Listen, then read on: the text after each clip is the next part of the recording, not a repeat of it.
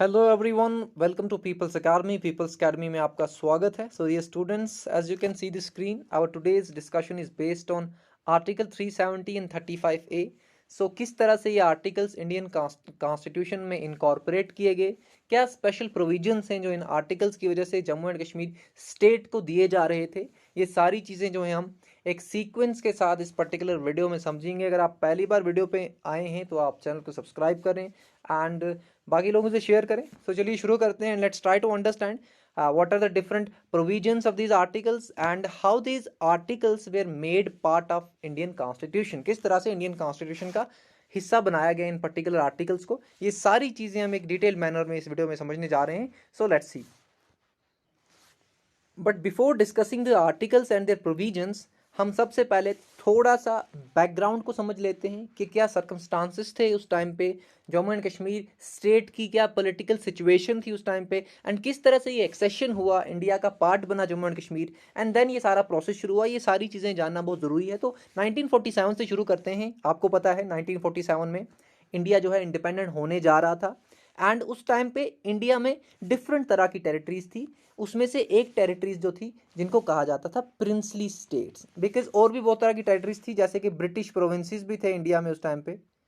तो British provinces एक type की टेरिटरीज थी एंड इसी तरह से हमारे पास प्रिंसली स्टेट्स की भी टेरिटरीज थी and there were around 565 princely states. Different किताबों में डिफरेंट नंबर दिया गया है। सो बहुत सारी किताबों में 565 लिखा हुआ है। तो इतने प्रिंसली स्टेट्स इंडिया में थे एंड ये जो प्रिंसली स्टेट्स थे इनको इंडिपेंडेंस के टाइम पे एक तीन ऑप्शंस दिए गए थे बाय ब्रिटिश गवर्नमेंट कि आप इंडिया के साथ रह सकते हैं, आप पाकिस्तान का पार्ट बन सकते हैं, या फिर आप इंडिपेंडेंट रह सकते हैं। बट बहुत सारे ऐसे स्टेट्स थे जो इंडिपेंडेंट अगर रहते तो इंडिया की नेशनल इंटीग्रिटी पे नेशनल इंटीग्रिटी और यूनिटी जो थी वो डेंजर में आ सकती थी। जैसे कि हैदराबाद था, क्योंकि हैदराबाद इंडिया के बिल्कुल सेंटर में है, तो वो कैसे एक सेपरेट कंट्री रह सकता है। ऐसे ही बहुत सारे प्रिंसली स्टेट्स थे। तो उस टाइम पे majority of the princely states को इंडिया के साथ एक्सीड कराया गया, वो इंडिया का पार्ट बन गए। बट कुछ ऐसे प्रिंसली स्टेट्स थे जिसमें से हमारे पास specially Jammu and Kashmir, Hyderabad and Junagadh, इनको तीन डिफरेंट प्रोसेसेस से इंडिया का पार्ट बनाया गया। जूनागढ़ जो था वो इंडिया का पार्ट प्लेबिसाइट से बनाया गया। अराउंड 98% लोगों ने इंडिया के साथ रहने के लिए वोट किया। प्लेबिसाइट होता है जब हम पॉपुलेशन से पूछते हैं कि आपका किसी पर्टिकुलर मैटर पे क्या स्टैंड है, थ्रू वोटिंग। तो जूनागढ़ इस तरह से इंडिया का पार्ट बना। हैदराबाद जो था इसको मिलिट्री एक्शन से इंडिया का पार्ट बनाया गया। एंड जो जम्मू एंड कश्मीर था, जम्मू एंड कश्मीर इंडिया के साथ जब इंटीग्रेट हुआ तो इसके पीछे एक पूरी सिचुएशन है, पूरे पॉलिटिकल सर्कमस्टांसेस हैं, वो हम समझेंगे इस पर्टिकुलर वीडियो में, because this particular video is based on Jammu and Kashmir accession and the articles. So अब जम्मू एंड कश्मीर जो है, जम्मू एंड कश्मीर में 20 अक्टूबर 1947 ये वो डेट है जब तक जम्मू एंड कश्मीर ना ही इंडिया का पार्ट है ना ही पाकिस्तान का पार्ट है। बट 20 अक्टूबर 1947 को कश्मीर डिवीजन में होता है ट्राइबल इन्वेजन। और इस ट्राइबल इन्वेजन की बहुत सारी स्टोरीज हैं, बहुत सारे पर्सपेक्टिव्स हैं। एक स्टोरी ये है कि पाकिस्तान आर्मी जो थी वो एज ट्राइबल्स कश्मीर में उन्होंने अटैक किया to capture the Kashmir valley. Okay, and बहुत सारी और स्टोरीज हैं। सो ट्राइबल इन्वेजन 20 अक्टूबर 1947 को होता है एंड उस टाइम पे आपको पता है जम्मू कश्मीर प्रिंसली स्टेट था। यहाँ पे जो प्रिंस थे उनका नाम था महाराजा हरी सिंह। अब जब हरी सिंह को लगा कि जम्मू एंड कश्मीर की जो अपनी डिफेंस फोर्स है, जो अपनी पुलिस है, वो इस इन्वेजन को डिफेंड नहीं कर पा रहे हैं, रोक नहीं पा रहे हैं, बहुत ज़्यादा एट्रोसिटीज़ हो रही हैं, किलिंग्स हो रही हैं, तो हरी सिंह गए जवाहरलाल नेहरू के पास कि हमें चाहिए हेल्प। अब इंडियन गवर्नमेंट ने जो हेल्प की, बट उसमें एक उन्होंने कंडीशन रख दी कि आपको इंडिया का पार्ट बनना होगा, तब जाके हम आपकी हेल्प कर सकते हैं, ऐसे हम आपकी हेल्प नहीं कर सकते। सो फिर 26 अक्टूबर 1947 को Maharaja Hari Singh from Jammu and Kashmir state and the government of India with Jawaharlal Nehru, इनके बीच में होता है इंस्ट्रूमेंट ऑफ एक्सेशन ऑन 26 अक्टूबर 1947। ये डेट आप याद रखेंगे। इस दिन जम्मू एंड कश्मीर स्टेट जो है इंडिया का पार्ट बना है एंड इस एक्सेशन में 3 इंपॉर्टेंट लोग हैं, जैसा कि मैंने आपको बताया, Maharaja Hari Singh, Jawaharlal Nehru the prime minister of India, and Lord Mountbatten. ठीक है, लॉर्ड माउंट बेटन। एंड जब ये एक्सेशन हुआ, एक चीज़ का आप ध्यान रखेंगे, जब ये एक्सेशन हुआ between Jammu and Kashmir state and the government of India, तो 3 ऐसी चीज़ें थी जिस पे गवर्नमेंट ऑफ इंडिया को सवर्निटी दी गई, कंट्रोल दिया गया। यानी कि जम्मू एंड कश्मीर का जो डिफेंस होगा, जम्मू एंड कश्मीर के फॉरेन अफेयर्स जो होंगे, एंड जम्मू एंड कश्मीर का कम्युनिकेशन सिस्टम जो होगा, ये गवर्नमेंट ऑफ इंडिया के अंडर रहेगा। बाकी सारे मैटर्स जो हैं वो जम्मू एंड कश्मीर स्टेट खुद संभालेगा। आप लिंक याद रखेंगे, ट्राइबल इन्वेजन से ये प्रोसेस शुरू हुआ, उसके बाद इंस्ट्रूमेंट ऑफ एक्सेशन हुआ Jammu and Kashmir and India के बीच में, एंड ये 3 चीजें जो थी, इन पर गवर्नमेंट ऑफ इंडिया का कंट्रोल था। अब आगे बढ़ते हैं, नेक्स्ट स्लाइड में हमारे पास अब जून 1949 में क्या होता है, 3 लोग एक मीटिंग करते हैं, जिसमें से हमारे पास शेख अब्दुल्ला जम्मू एंड कश्मीर से सरदार वल्लभ भाई Patel and Jawaharlal Nehru from government of India. ठीक है, इन तीनों के बीच में एक मीटिंग होती है और इस मीटिंग को नाम दिया जाता है दिल्ली अंडरस्टैंडिंग। जून 1949 को ये मीटिंग होती है और इस मीटिंग में ये तय किया जाता है कि 4 लोग जो हैं जम्मू एंड कश्मीर से, उनको इंडिया की कॉन्स्टिट्यूएंट असेंबली में ऐड किया जाएगा। वो कॉन्स्टिट्यूएंट असेंबली जो इंडिया की कॉन्स्टिट्यूशन लिख रही थी, इंडिया की कॉन्स्टिट्यूशन जो लिख रही थी कॉन्स्टिट्यूएंट असेंबली, उसमें 4 लोग जो हैं वो जम्मू एंड कश्मीर से ऐड किए गए। ये 4 लोग आप देख सकते हैं, मिर्ज़ा अफजल बेग, शेख अब्दुल्ला, मसूदी नाम से एक थे, और इसी तरह से मोतीराम बागड़ा। ये 4 लोग जो थे ये जम्मू एंड कश्मीर से थे और ये इंडियन कॉन्स्टिट्यूएंट असेंबली में मेंबर बनाए गए। ठीक है, जब हम कहते हैं ना 398 मेंबर्स थे इंडिया की कॉन्स्टिट्यूएंट असेंबली में, तो उसमें ये 4 भी थे, ये आप याद रखेंगे। अब ये दिल्ली अंडरस्टैंडिंग जो था, ये मीटिंग में ये तय किया गया कि आने वाले टाइम में इंडिया और जम्मू एंड कश्मीर में किस तरह का रिलेशनशिप होगा। और इसी टाइम पे आपको पता है ये वो टाइम है जब इंडिया का कॉन्स्टिट्यूशन लिखा जा रहा है, क्योंकि इंडिया का कॉन्स्टिट्यूशन 1950 में एनफोर्स किया गया 26 जनवरी को। तो जब ये कॉन्स्टिट्यूशन का ड्राफ्ट लिखा जा रहा था, इंडिया की कॉन्स्टिट्यूशन का ड्राफ्ट, तो उसी टाइम पे 17 अक्टूबर 1949 को, बहुत इंपॉर्टेंट डेट है, आर्टिकल 370 जो है इसको इनकॉर्पोरेट किया गया। और इसको किस पार्ट में रखा गया इंडियन कॉन्स्टिट्यूशन के? इंडियन कॉन्स्टिट्यूशन के 21st पार्ट में, पार्ट 21 ऑफ इंडियन कॉन्स्टिट्यूशन, जिसमें आर्टिकल 370 रखा गया जो कि जम्मू एंड कश्मीर के लिए था। एंड ये जो पार्ट 21 है, इसका नाम उस टाइम पे था टेम्परेरी एंड ट्रांजिशनल प्रोविजंस। तो देखें, शुरुआत ही इसकी किससे हुई है कि जो आर्टिकल 370 है, जो कि 17 अक्टूबर 1949 को ऐड किया गया है इंडियन कॉन्स्टिट्यूशन में, ये इस पार्ट में रखा गया है। इसका नाम है टेम्परेरी एंड ट्रांजिशनल प्रोविजंस, यानी कि ये एक ऐसा प्रोविजन है जो कि टेम्परेरी है और ये किसी टाइम भी हटाया जा सकता है। सो ये है आर्टिकल 370 की स्टोरी कि किस तरह से उसको इंडियन कॉन्स्टिट्यूशन में इनकॉर्पोरेट किया गया for the state of Jammu and Kashmir. एक और चीज़ आप याद रखेंगे कि आर्टिकल 370 जो है, इसको पहले एक दूसरे नाम से जाना जाता था, आर्टिकल 306A। ये आप याद रखेंगे, जब कॉन्स्टिट्यूशन का ड्राफ्ट लिखा जा रहा था तब ये आर्टिकल 306A था, लेकिन बाद में फाइनल ये नंबर जो है आर्टिकल 370 को रखा गया। तो ये भी आप याद रखेंगे, शायद ये बहुत सारे लोगों को ना पता हो, बट आर्टिकल 370 ड्राफ्ट लिखते टाइम पे 306A था, बाद में फाइनल ड्राफ्ट में आर्टिकल 370 कर दिया गया। तो ये 17 अक्टूबर 1949 को आर्टिकल 370 इंडियन कॉन्स्टिट्यूशन में इनकॉर्पोरेट किया गया। एंड इस आर्टिकल के थ्रू जम्मू एंड कश्मीर को सर्टेन प्रोविजंस दिए गए। एंड ये हम यहाँ पे समझेंगे कि आर्टिकल 370 में क्या क्या चीज़ें थी। और एक और चीज़ आप याद रखेंगे कि आर्टिकल 370 मैंने आपको बताया ये पार्ट 21 में ऐड किया गया इंडियन कॉन्स्टिट्यूशन के, बट 1960s में जाते जाते इस पार्ट का थोड़ा सा नाम चेंज हुआ। देखें यहाँ पे आपने इसका नाम देखा है temporary and transitional provisions, part 21 का नाम, लेकिन 1960 तक जाते जाते इसका नाम हो गया temporary transitional and special provisions. ठीक है, अब आर्टिकल 370 में ना 3 क्लॉजेज हैं। There are 3 clauses in article 370। 371, 372, 373, ठीक है। तो 371 जो है, आर्टिकल 370 क्लॉज 1, इसमें 4 सब क्लॉजेज हैं, ABCD, यहाँ पे आप देख पा रहे हैं, बहुत क्लैरिटी से मैं आपके लिए लेके आया हूँ। तो यहाँ पे हम सबसे पहले आर्टिकल 370 क्लॉज 1 का सब क्लॉज पढ़ते हैं, जो कि है यानी कि 370 क्लॉज 1 सब क्लॉज A। तो यहाँ पे हम ये देखते हैं कि ये बात करता है आर्टिकल 238 की, कि आर्टिकल 238 जो है ये जम्मू एंड कश्मीर पे एप्लीकेबल नहीं होगा। अब ये कौन सा आर्टिकल है, आर्टिकल 238? तो आर्टिकल 238 जो है, आर्टिकल 238 जो था, ये इंडियन कॉन्स्टिट्यूशन का एक आर्टिकल था, जो कि आर्टिकल 238 इंडियन कॉन्स्टिट्यूशन का एक आर्टिकल था जो कि क्लासिफिकेशन करता था स्टेट्स की क्लासिफिकेशन 4 कैटेगरीज में की हुई थी आर्टिकल 238 के थ्रू, ABCD 4 कैटेगरीज के स्टेट्स थे अकॉर्डिंग टू 238 आर्टिकल, और ये था 7th part of Indian constitution.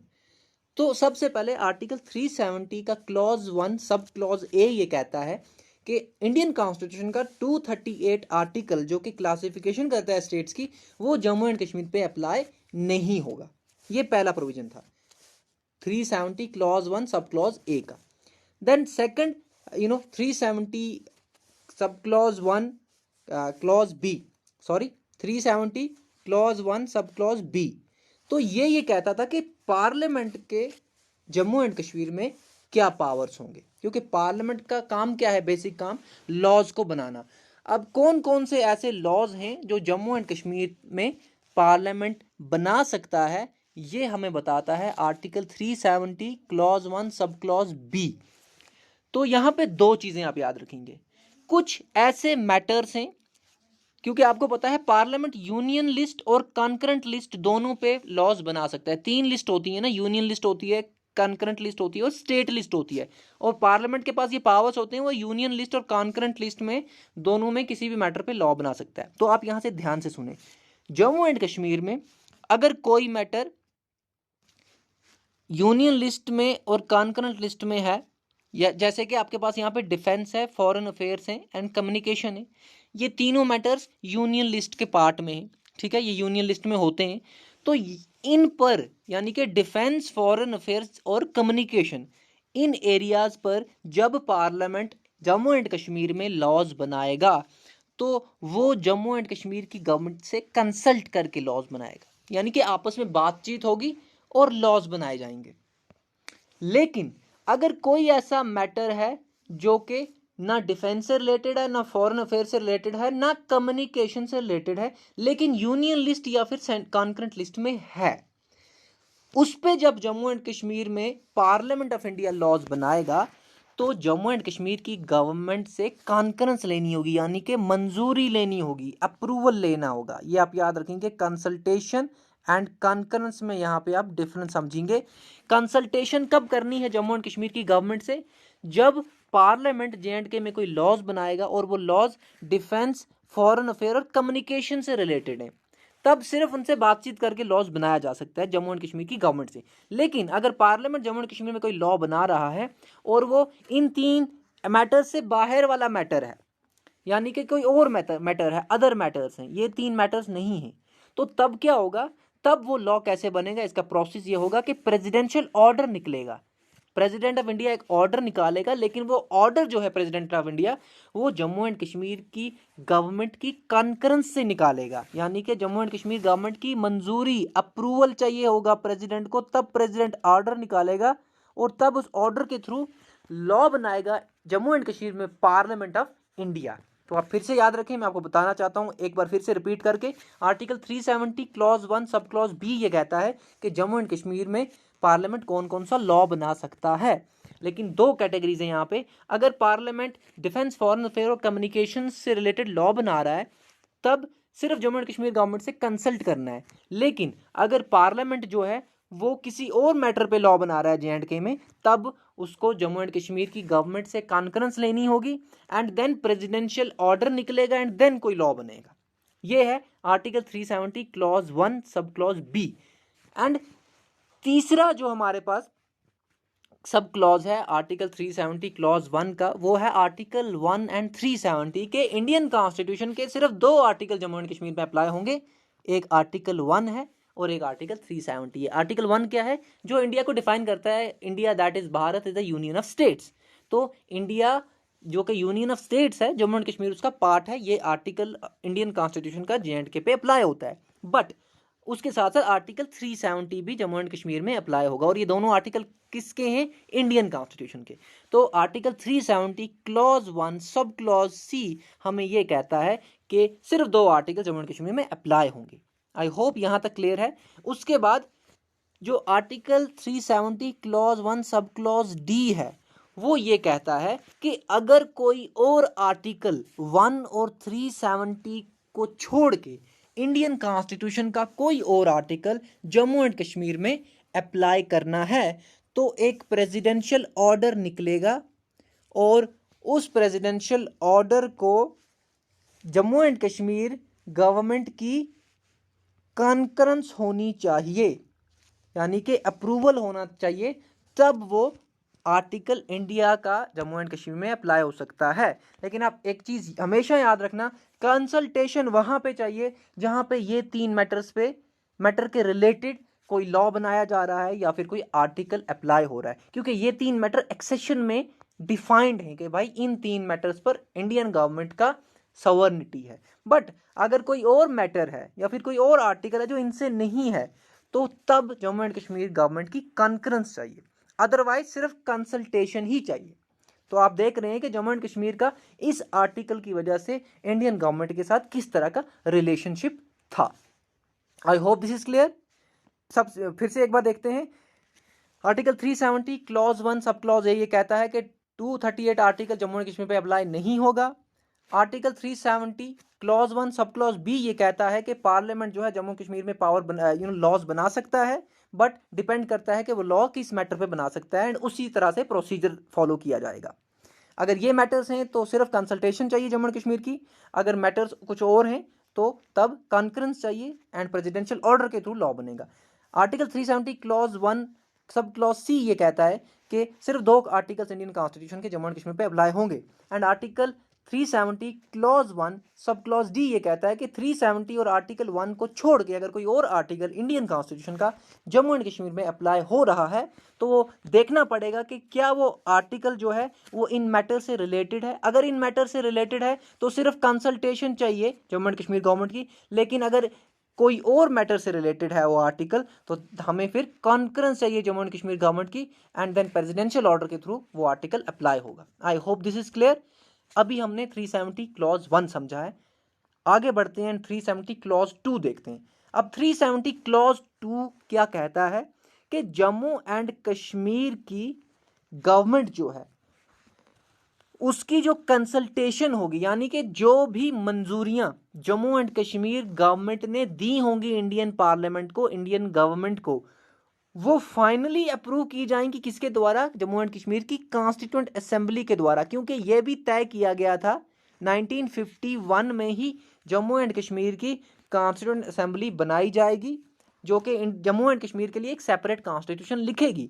तो यहाँ पे कहने का मतलब ये है कि जितने भी अप्रूवल्स जम्मू एंड कश्मीर की गवर्नमेंट ने दिए होंगे जम्मू एंड कश्मीर की कॉन्स्टिट्यूएंट असेंबली बनने से पहले, उनका फाइनल जो अप्रूवल होगा वो constituent assembly of Jammu and Kashmir देगा। हालांकि इसका मीनिंग ये है कि जितने भी approvals constituent assembly of Jammu and Kashmir से पहले मिले होंगे गवर्नमेंट ऑफ इंडिया को, वो सारे अप्रूवल्स जो हैं, वो सारी परमिशंस जो हैं, वो अभी पूरी तरह से फाइनल नहीं है। उनका फाइनल अप्रूवल कहाँ से होगा? Constituent assembly of Jammu and Kashmir, जो बाद में 1951 में बनाई गई, और जिसने इंडिया जम्मू एंड कश्मीर का कॉन्स्टिट्यूशन लिखा, एंड ये जम्मू एंड कश्मीर का कॉन्स्टिट्यूशन 1957 26 जनवरी में एनफोर्स किया गया।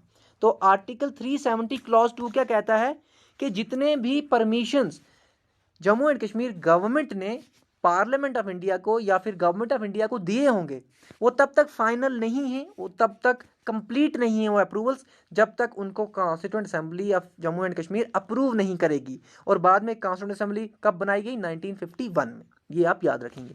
अब आर्टिकल 370 क्लॉज 3 क्या कहता है?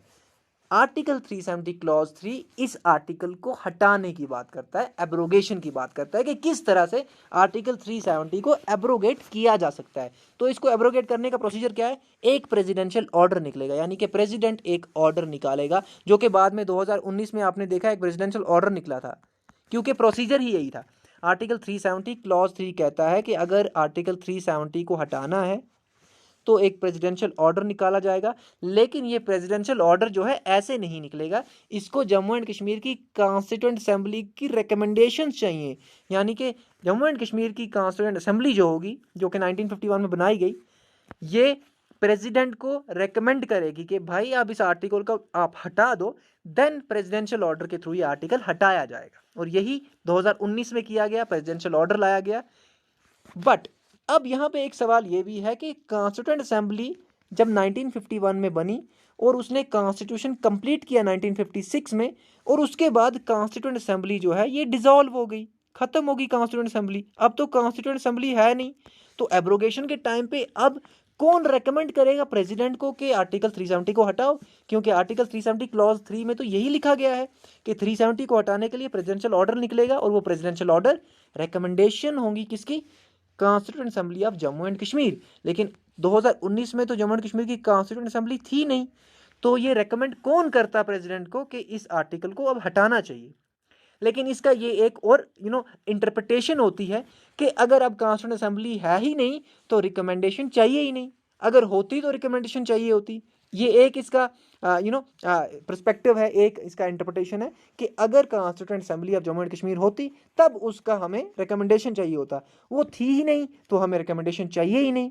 या फिर इस तरह से भी कुछ लोगों ने इंटरप्रिटेशन की कि कॉन्स्टिट्यूएंट असेंबली जो है वो बाद में जो लेजिस्लेटिव असेंबली होगी जम्मू एंड कश्मीर स्टेट की वो होगी, यानी कि उस टाइम की कॉन्स्टिट्यूएंट असेंबली की तरह अब एक्ट कौन करेगा? Legislative assembly of Jammu and Kashmir.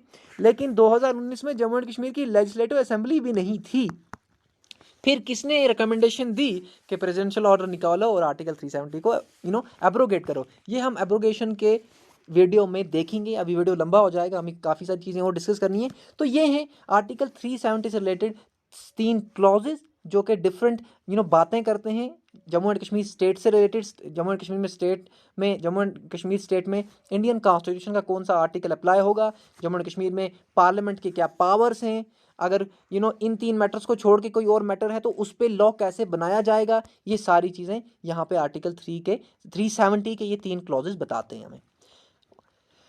अब हमारे पास एक और चीज़ है जो आपने सुनी होगी अक्सर, दिल्ली एग्रीमेंट।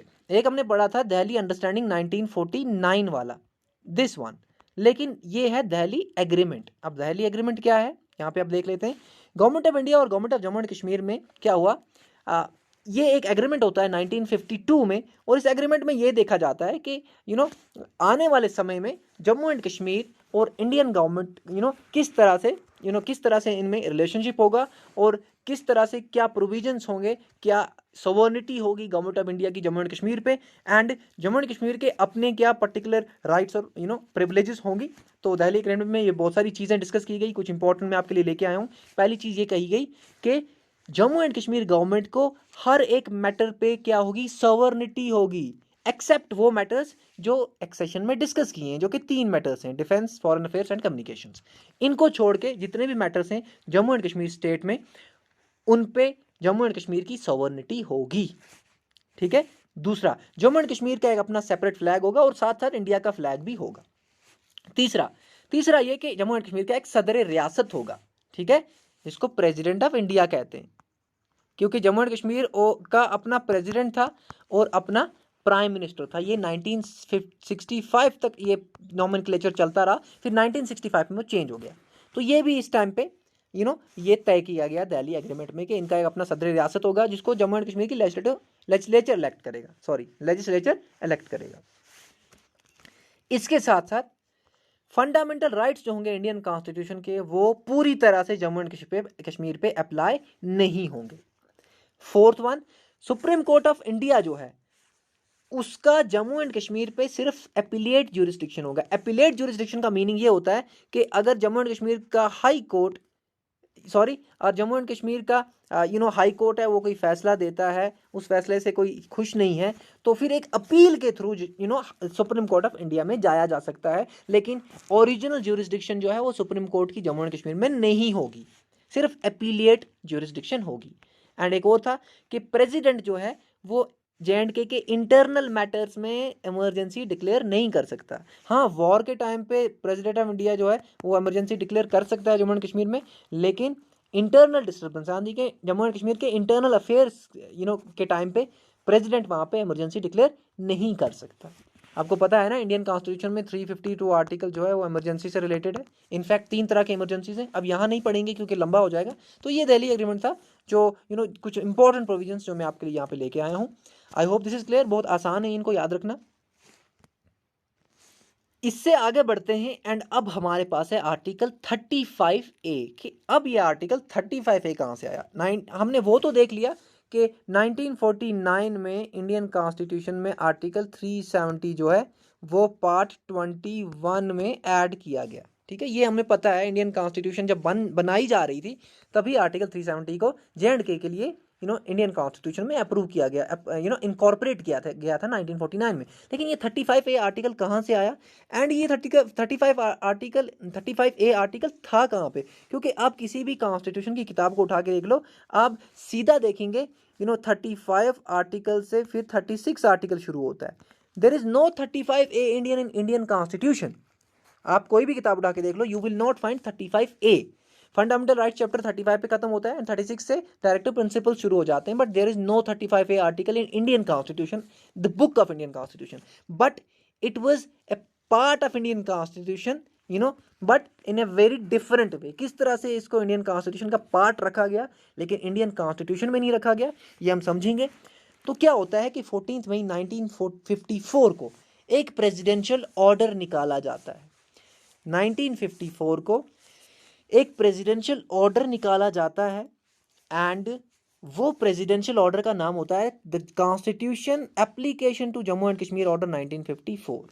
ठीक है, ये ऑर्डर निकाला जाता है। इस ऑर्डर के थ्रू इस पर्टिकुलर आर्टिकल को इंडियन कॉन्स्टिट्यूशन का पार्ट बनाया जाता है और इस 35A को जम्मू एंड कश्मीर के लिए रखा जाता है। एंड इस 35A की वजह से जम्मू एंड कश्मीर को कुछ पर्टिकुलर प्रिविलेजेस दी जाती हैं, कुछ प्रिविलेजेस दी जाती हैं 35A आर्टिकल के through Jammu and Kashmir state को।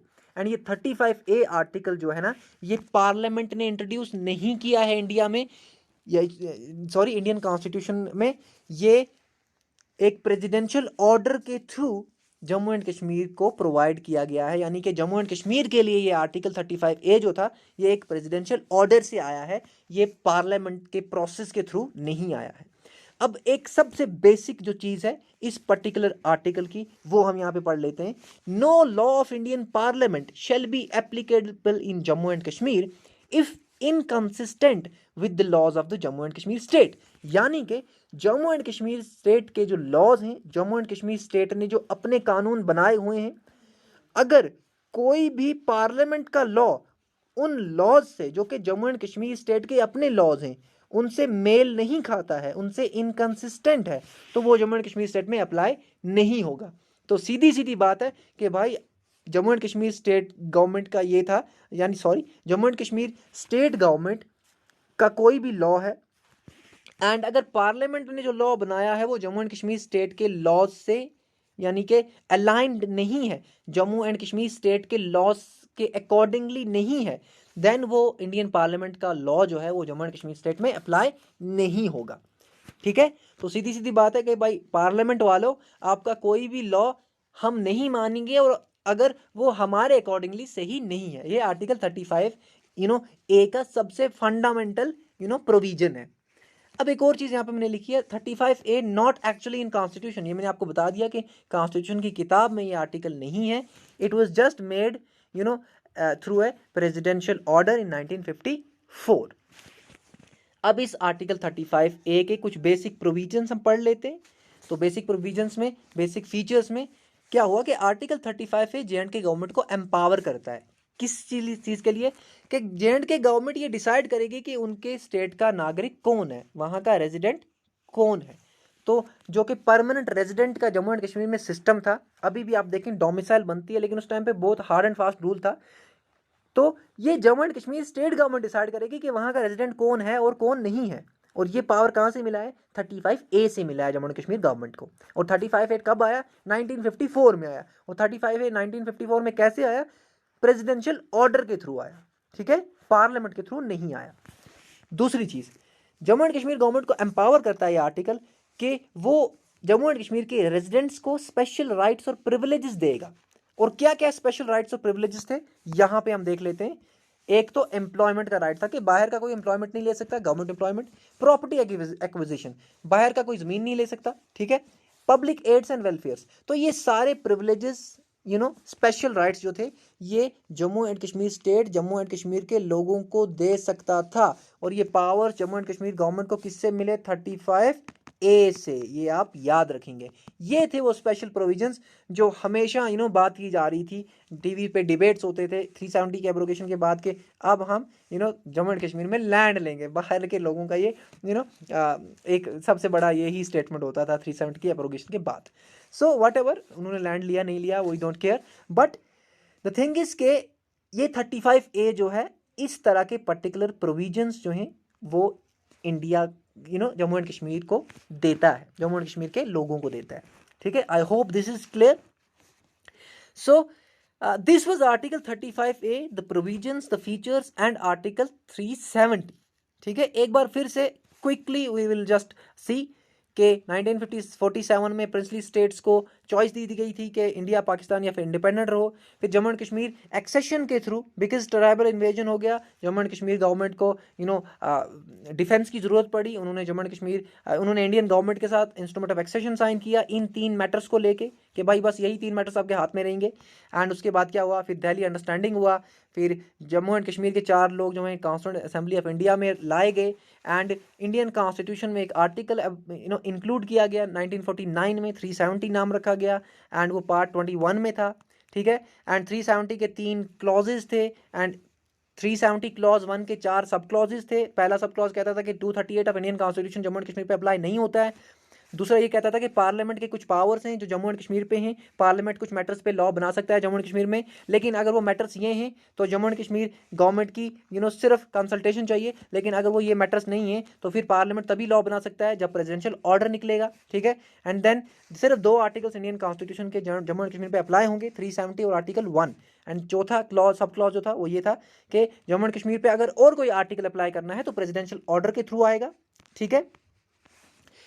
बट अगर जम्मू एंड कश्मीर में कोई और आर्टिकल है जो इन मैटर से रिलेटेड है तो फिर सिर्फ कंसल्टेशन चाहिए, फिर प्रेसिडेंशियल ऑर्डर नहीं चाहिए। लेकिन अगर कोई ऐसा मैटर है जो इन 3 मैटर से रिलेटेड नहीं है, कोई ऐसा आर्टिकल है जिसमें कोई ऐसा मैटर है जो इन 3 मैटर से रिलेटेड नहीं है, तो फिर हमें जम्मू एंड कश्मीर गवर्नमेंट की कॉन्करेंस चाहिए। उसके बाद प्रेसिडेंशियल ऑर्डर निकलेगा and then law article apply होगा, जो कि फिर बाद में आपने देखा 35A में प्रेसिडेंशियल ऑर्डर निकाला गया एंड देन वो 35A को लाया गया।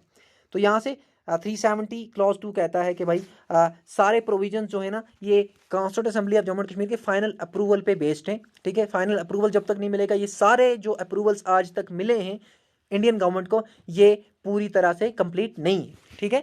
एंड 373 ये कहता है कि इसको किस तरह से एब्रोगेट किया जाएगा। Constituent assembly of Jammu and Kashmir की रिकमेंडेशन चाहिए होगी, तब प्रेसिडेंशियल ऑर्डर निकलेगा एंड तब एब्रोगेशन होगा आर्टिकल 370 का, ठीक है। एंड फिर हमने दिल्ली एग्रीमेंट देखा। एंड उसके बाद 35A हमने देखा कि 35A किस तरह से प्रेसिडेंशियल ऑर्डर के थ्रू लाया गया। एंड ये इंडियन कॉन्स्टिट्यूशन में एक्चुअली आपको देखने को नहीं मिलता है। और ये क्या कहता था कि भाई जम्मू एंड कश्मीर के लॉज के अकॉर्डिंगली अगर पार्लियामेंट लॉ नहीं बनाएगा तो पार्लियामेंट का कोई भी लॉ यहाँ पे अप्लाई नहीं होगा, ठीक है। Laws inconsistent with the laws of Jammu and Kashmir state. And then 35A J&K government को बहुत सारे स्पेशल पावर्स देता है कि वो यहाँ के रेजिडेंट्स को डिफाइन कर सकते हैं कि कौन परमानेंट रेजिडेंट है। एंड उसके साथ साथ वो यहाँ के लोगों को स्पेशल प्रिविलेज देंगे जो कि दी गई थी एम्प्लॉयमेंट को लेके, प्रॉपर्टी को लेके, पब्लिक एड्स एंड वेलफेयर्स को लेके, ठीक है। तो ये सारा था 370 आर्टिकल एंड 35A। अब नेक्स्ट वीडियो में हम देखेंगे कि किस तरह से 370 को एब्रोगेट किया गया, एंड किस तरह से ये जो क्वेश्चन था कि भाई रिकमेंडेशन चाहिए constituent assembly of Jammu and Kashmir की, तब जाके आर्टिकल 370 एब्रोगेट होगा।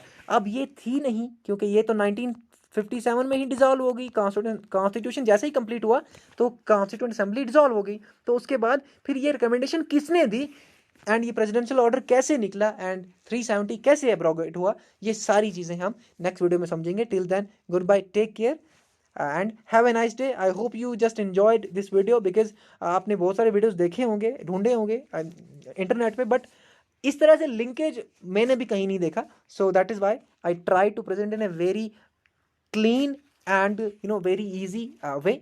सो आप कमेंट में ज़रूर लिखें कि आपको वीडियो कैसा लगा है, एंड चैनल को सब्सक्राइब करें एंड बाकी लोगों से शेयर करें। That's all for today, have a nice day.